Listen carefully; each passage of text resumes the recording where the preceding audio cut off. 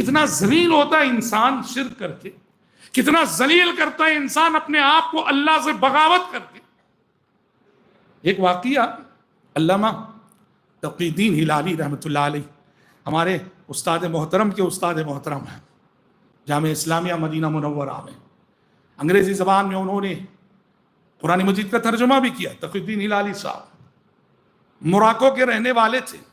ایک واقعہ تقی الدین ہلالی صاحب نے لکھا ہے، غور کیجیے گا اس واقعے میں، اور یہ واقعہ جو ہے ایک کتاب ہے عربی زبان میں، من هو اللہ، جس کے رائٹر ہیں دکتور فؤاد ہاشم الجھوری، اس میں کہ یہ واقعہ موجود ہے، تقی الدین ہلالی رحمہ اللہ کے حوالے سے موجود ہے۔ کیا ہے واقعہ؟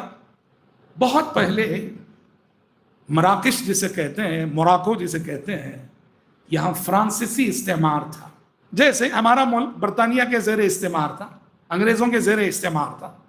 مراکش، موراکو یہ فرانس کے زیر استعمار تھا۔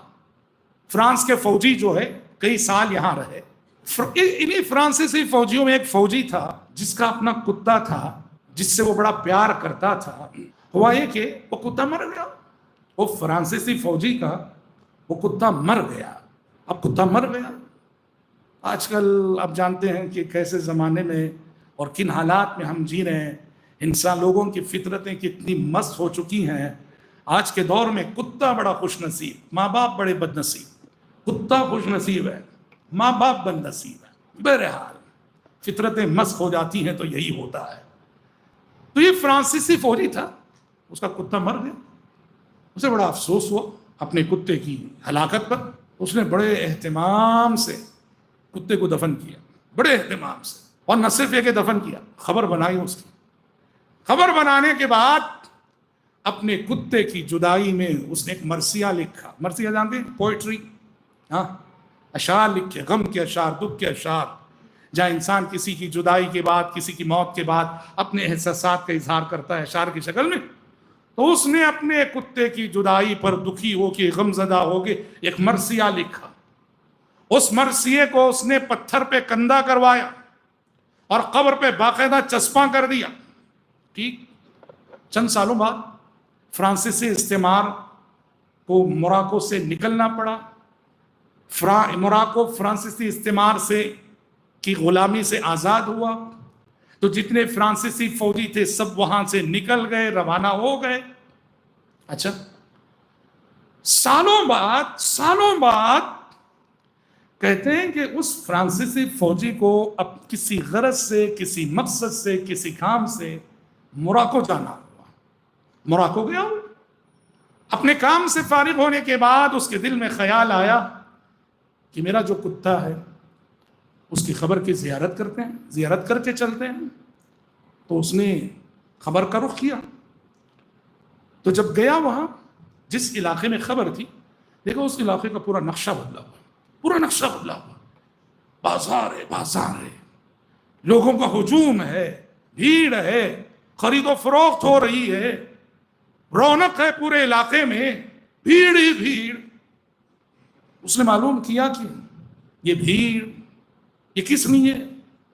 لوگوں نے بتایا کہ یہاں ایک ولی رہتے ہیں، یہاں ایک ولی کی درگاہ ہے، ایک ولی کا مزار ہے، تو اس کے لیے لوگ یہ سب آتے ہیں، اور اسی کے صدقے یہ پورا بازار جو ہے چل رہا ہے، بازار قائم ہے۔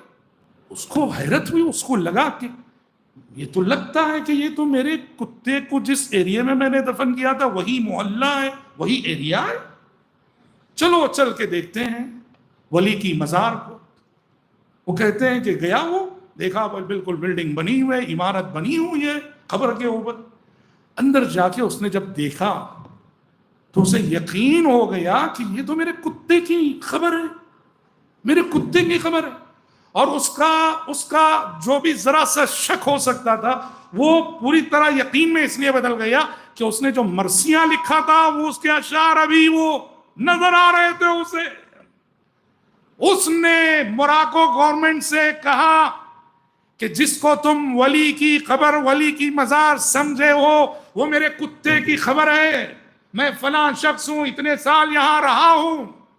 کہتے ہیں کہ موراکو گورنمنٹ نے اس کے بیان کو سنجیدگی سے لیتے ہوئے جب یقین ہوا کہ یہاں یہ رہا ہے تو بعد میں اس کی کھدائی ہوئی تو کتے کی ہڈیاں نکلی اس قبر سے. یہ حال ہے مسلمانوں کا.